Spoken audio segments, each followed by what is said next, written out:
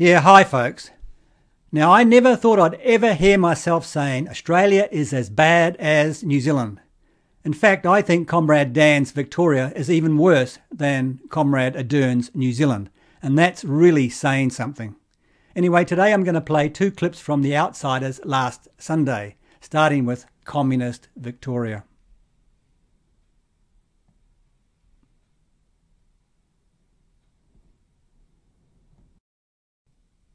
This weekend marks 32 years since the Chinese communists ruthlessly crushed the student protests at Tiananmen Square, massacring the lives of many and the hopes and dreams of millions of Chinese people. This weekend in Hong Kong, where only a couple of years ago there would be at least a couple of thousand people, 180 or so thousand people holding vigils to commemorate the anniversary. Now the Chinese communists have crushed the memory of it, and anyone who dares to show up faces 5 years in jail. Tiananmen was, of course, where the famous Tank Man bravely confronted the tanks, one solitary individual who dared to stare down the steely might of the Chinese communist state, armed against those tanks with nothing but a plastic shopping bag. We don't know what happened to the brave man, but it's a safe bet his fate was not dissimilar to the doctor who first blew the whistle on the coronavirus some 18 months ago and was soon mysteriously pronounced dead. Back in 1989, we all recognised China for the brutal, ruthless, totalitarian dictatorship it was, and the photo of Tank Man caused anger and outrage around the world. We hadn't yet developed this foolish fantasy encouraged here in Australia by Aldi shopping bags stuffed with cash handed around to Labor politicians and our universities, that China would eventually become more like us once they'd had a taste of capitalism. What a joke. That was all part of the sleight of hand China pulled when they duped the British that they would keep the two systems that allowed Hong Kong to flourish as a capitalist powerhouse. That's all over now. But here's the irony. Rather than China becoming more like us, are we becoming more like them? Last year, we saw scenes in Victoria that I certainly never believed we would see in Australia. A police force as ruthless as in any tin pot totalitarian regime. Now, you're under arrest in relation to incitement. Now, in New Zealand, we didn't see home visits by the police during lockdown, but we most certainly saw them after the terrorist attack.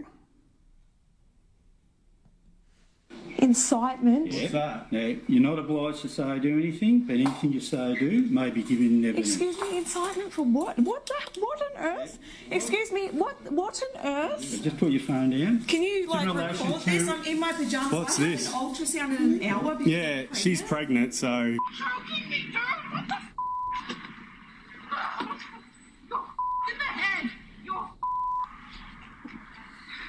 What the are you doing? What the are you doing? Police dragged Natalie Benet from her car. Why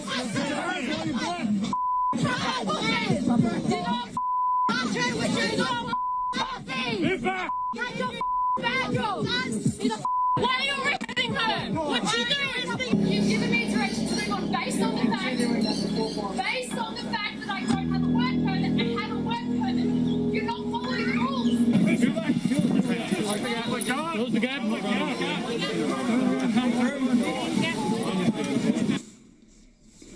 Leave my Don't break my stuff, you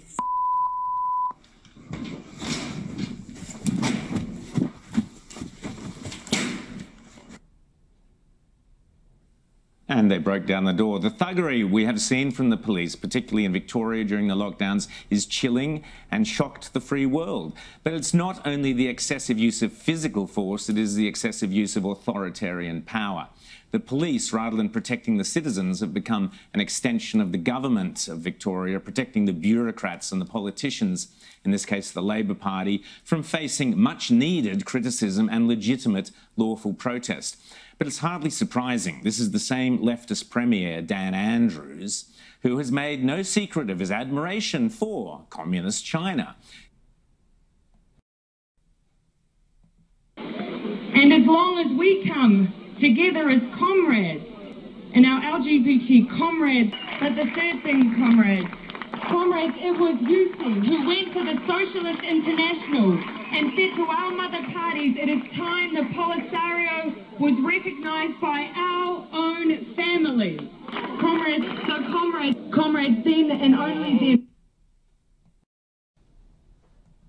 Going so far as to sign his secret Belt and Road deals, exposed to the world by this program, by the way, who also signed the entire state of Victoria up to the creepy and sinister UN Stronger Cities program. We need to look much closer at that.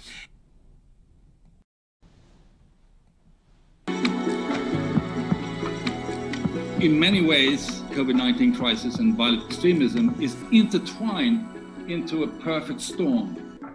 For violent extremists and far-right extremists, COVID-19 was not just a crisis, it was an opportunity which forced behavioral adaptation. Lockdowns, social isolation, limitations of freedoms created new avenues for targeting those youths vulnerable to radicalization, constantly pushing out a tsunami of targeted propaganda and conspiracy theories that sought to mobilize, recruit, and polarize.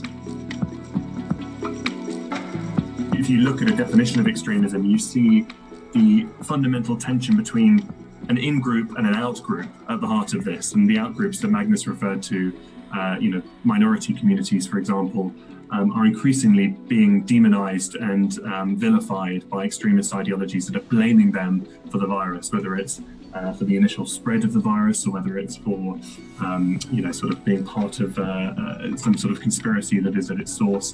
There are all kinds of ways that extremist ideologies are using this in-group, out-group dynamic that COVID has only served to exacerbate.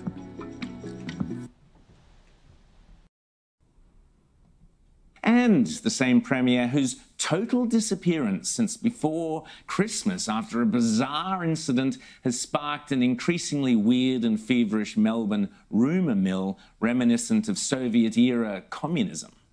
The simple reality is that there is no scientific or science or scientific opinion that justifies the heavy-handed approach of the Victorian police to people who pose no genuine risk to public health and who are not at any serious risk of getting or spreading the virus. Yesterday, the Victorian police were at it again.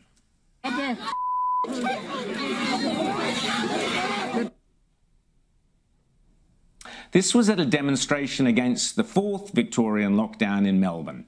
Perfectly legitimate demonstration, especially when you consider that the reality around the world is now that more and more experts are claiming lockdowns simply do not work, and they don't have the data to back them up. This chart shows those US states that locked down over winter in blue and those that didn't in red. And it is unmistakable, despite whatever other factors may come into play, that statistically lockdown states have higher deaths per million than non-lockdown states. Yeah, and I'm pleased to see that Fauci has finally been exposed for funding the Wuhan lab. In my opinion, in the months or years to come, we will be seeing massive class actions against those states, particularly Victoria, that enforced lockdowns, decimated businesses, destroyed lives for no good reason whatsoever. Worse, and this is unforgivable, the Andrews government has used its political force to suppress legitimate debate and the freedom of the press. Avi Yemeni is a passionate young journalist for the YouTube Rebel News. He's been on Outsiders in the past. Avi has covered the overreach of the police, of the Victorian police, through all of Victoria's lockdowns, and I would argue that he not only has the right but the professional duty to cover yesterday's demonstrations. Yet look what happened the night before, Friday night, before yesterday's demonstration. This is life in modern Melbourne. Avi got a Stasi-like knock on the door at 8:30 at night. Please? Hi, Avi. My name's Alex. I'm from Dandenong Police Station. Just got a letter here for you. You guys? The Assistant Commissioner. Just in relation to the protest tomorrow, mate. What's your name? First Constable Alex Lyons from Who Dandenong. are we on here? So this is a letter to, what's it about? It's in relation to the protest tomorrow, mate. Yeah, so what's the letter you're sending me from the Commissioner? The contents are for yourself to have a read. Why is he sending me letters? What's that? Why is he sending me letters? We've got several. What time is it? It is 8:30, mate. We've got several letters to deliver, so we're going to be off. Are you going to Channel 7, Channel 9? Are you going to Channel 10's house tonight? No, mate, So why are you coming to my house to deliver me a message about a protest tomorrow? Well, that's what we've been advised to do by the Commissioner. So he advised. Where are you from? Dandenong. We're all from Dandenong. You're from Dandenong. So the Commissioner asked you directly to come to my house, a journalist, and to give me a letter warning me of what? I don't know. It's in there. You've got to read it, mate. That's all. We've put aside the grotesque actions of a police commissioner, having the power to decide which journalists may or may not attend an event, a totalitarian giveaway if ever there was one. But you know we have crossed a very dangerous and scary line when the police start deciding in advance who is likely to commit possibly a crime in the future. Anyway, here's another clip from Avi. Yesterday I went to Melbourne's CBD to cover the lockdown protests that were planned in the city, but unlike the mainstream media who were too busy reporting that I was ignoring unlawful police orders, I was actually chasing up real stories, like what happened to a father and son just eating breakfast in their car. So, if you want to ensure that you get the real, raw news about what's actually happening on our streets right now, and not the tabloid rubbish, sign up to yemenireport.com now, and I'll send you my reports as they happen. So back to what happened yesterday. I arrived in the city just before 11 a.m. when I noticed police surrounding a car, and I head over to find out what was going on. Hey, mate, you all right? What's going on here? What crime have I committed? Hold this, Major, and record this. It's online. He can record it. Jump out, mate. I'm not jumping out. I've done nothing wrong. I'm happy for you guys to just leave me alone. I'm happy for you guys to just leave me alone. Record this, Major. You're embarrassing me. I've committed no crime and you know it.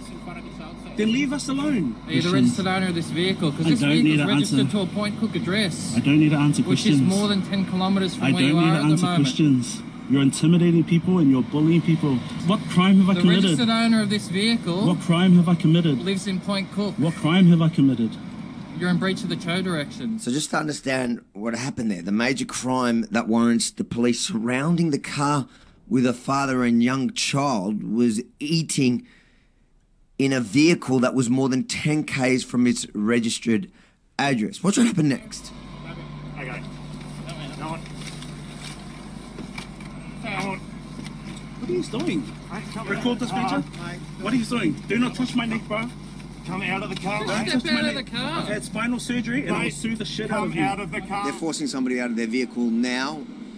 I've done nothing wrong. I've done nothing wrong. This is going nowhere. Yep, this is going nowhere. You're weak as f*** now. Off. Major, keep recording. Look at what you're doing to my son. F*** off, man. Okay. Major, sit back. You're alright. Leave me the f*** alone, bro. I've done nothing wrong. This massive police response to a father and son sitting in a car. What you can't see there, due to our protecting the child's identity, are the tears literally streaming down his face. And after all that, police never had to do it. They just let him go anyways, leaving the dad to comfort his distressed little boy. Now, Avi is a great journalist, a passionate free speech advocate, and let's be frank, he's a great showman as well.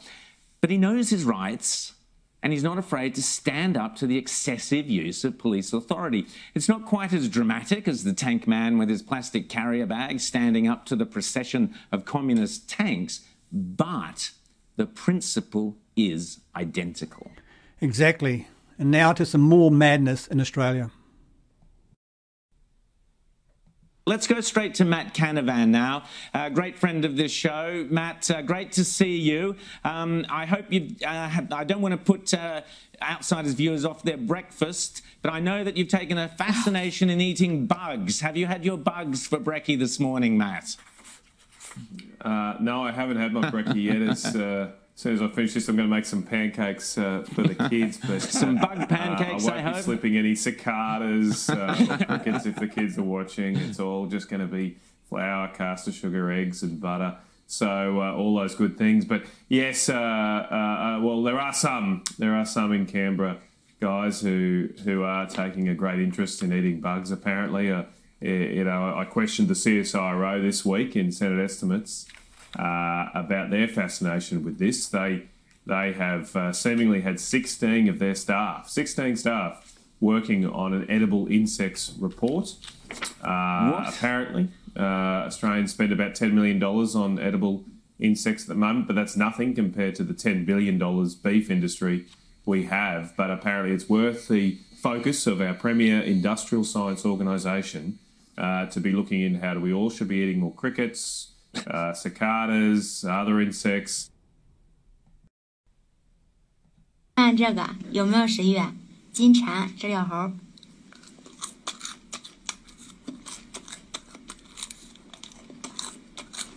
这肉很多，很有嚼劲。虫子啊，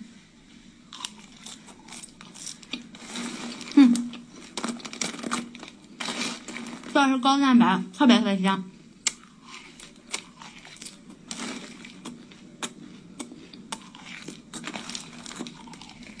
朋友们，虫子来个推土机的吃法。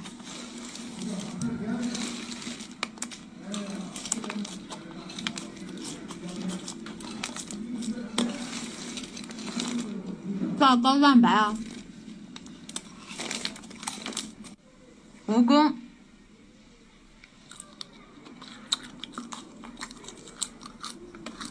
中药材啊，祛风湿的。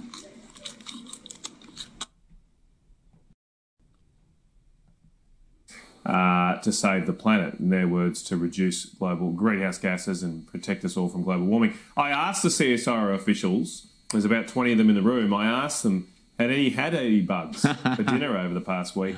Not a single person had done so. And why is it that the people who are so insistent on that we cut carbon emissions, that this is an existential threat, that we should be on some kind of war footing to fight climate change, why is it that it is those people who do nothing themselves to actually contribute to that cause? They want everybody else to do it. Everybody else can eat bugs, but the CSIRO will keep eating cake. Yeah, and don't worry, folks. The same is going on in New Zealand. So we did a survey of 1,300 New Zealanders, and we found that most of them, so about 67%, were open to eating insects. Absolute BS. Particularly if they were powdered or fried and put into foods that they normally eat. We also found that about 60% of New Zealanders thought that insects were a more environmentally friendly option than traditional meat sources that they currently eat. So insects are really efficient converters into food, so they use a low amount of water, a low amount of food, and they have less greenhouse gas emissions than traditional meat options. Yeah, so the most off-putting factor was texture, followed by disgust. You don't say. And concerns like food safety, they weren't really an issue. Hopefully it could just be a fad, but if people can acknowledge those environmental and health benefits, then it could become a big thing. Okay, so I've got grasshoppers, mealworms and crickets. Yep.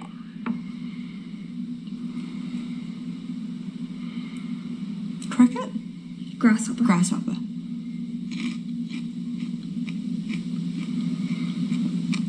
Oh yeah. That's not that bad.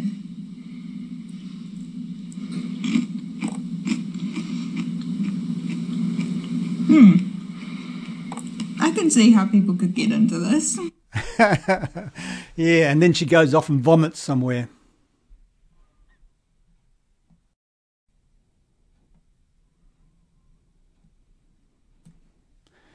Yeah, now folks, this insect-eating nonsense has nothing to do with saving the planet. It's all about the underdeveloped, childlike brain of the left, where everything bad has to be good, and vice versa. Our European culture is bad. All other cultures are good. Our food is bad. All other food is good. Steak is bad. Crickets are good.